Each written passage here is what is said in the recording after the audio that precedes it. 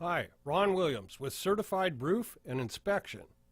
You know, the early 1970s all the way through the late 80s, shake roofing was undoubtedly the most popular roofing product in use on the West Coast. Well, now those shake roofs are wearing out, and the most common problem with the older shake roofs is what we call a felt exposure. Now what happens is the sun burns through the thinnest part of the underlying shake, which in turn leaves the felt underneath that exposed. If left unchecked, the sun will burn through this felt and leave the wood sheathing exposed, and then you've got a roof leak.